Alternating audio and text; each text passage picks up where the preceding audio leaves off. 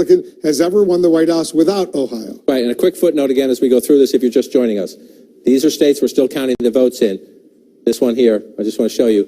We don't think Hillary Clinton's going to win Mississippi tonight. If she does, that would be a stunner. But these are live data feeds, so it's 1 or 2 precincts, 1 or 2 counties coming in. So bear with us as we go through the night. You wanted to go to Ohio right there, 49 to 46. Again, if you're the Clinton campaign, you're encouraged. The map is filling in. I'm just going to show you. This is a third of the vote is in. Right. So look at the map. Remember, it's mostly red. Remember where the blues are? It's pretty typical. A little more red up here for Donald Trump so far up here. If you look up along the northern she's part of the ahead state. now by 50,000. But she's ahead by 50,000 votes. And so the question is, this is your biggest vote center, Cuyahoga County, where Cleveland is. 32% of the vote. She's running it up pretty big. It's a reasonable expectation. There's more in the bank here for Secretary Clinton. So then you want to pull out and you say, here's the issue. There's a lot of red, right? They're smaller, but this is only 24% of the vote. Only 17% of the vote. Only 18% of the vote.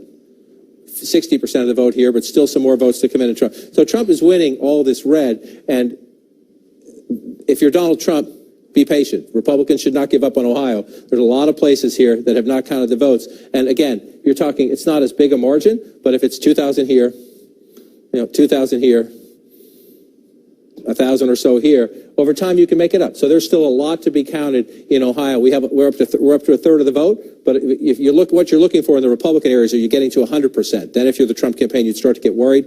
We have a lot of counting to do still in Ohio. She's ahead at the moment, but there's a lot of business to be done. As you see, most of these counties are still in the 20s or the 30% wise. Let's go back to North Carolina, because Hillary Clinton's lead in North Carolina, critically important state, has just narrowed to about 66,000 votes, with 61% of the vote in. 66,000 votes, and so you're seeing what's happening. I just want to go out here to the Democratic area where she's getting 57%.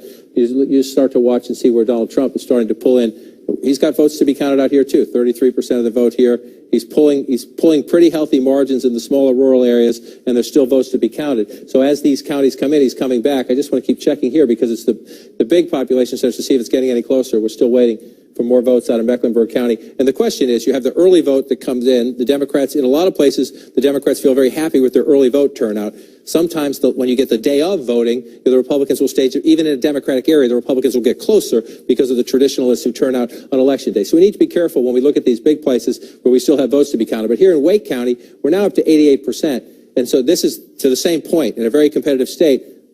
The Clinton campaign can count on some more out of Wake County, but they're starting to, this is where you run your models. You got 12% left. Is it enough to offset elsewhere? Durham County's now up to 12%. This is an area where she needs that. They see the 85%, not only the 85%, but the gap, 22,000 votes right there. In your computer models of this race, you need 85% and big turnout in Durham. All right. Let's just pull out Stand by. a second. Very close. We're going to be here a while. All right, we got another check of the electoral vote count of the Empire State Building right now. Hillary Clinton now with 68 electoral votes of the 270 needed to win. Donald Trump not far behind with 66 electoral votes. We're just minutes away from another big round of poll closings in 14 states, including delegate-rich New York State. That's the home to both of the presidential nominees. New Yorkers, by the way, they're watching the results on CNN. They're at a rooftop watch party down the street from the Empire State Building. Our election coverage continues right after this.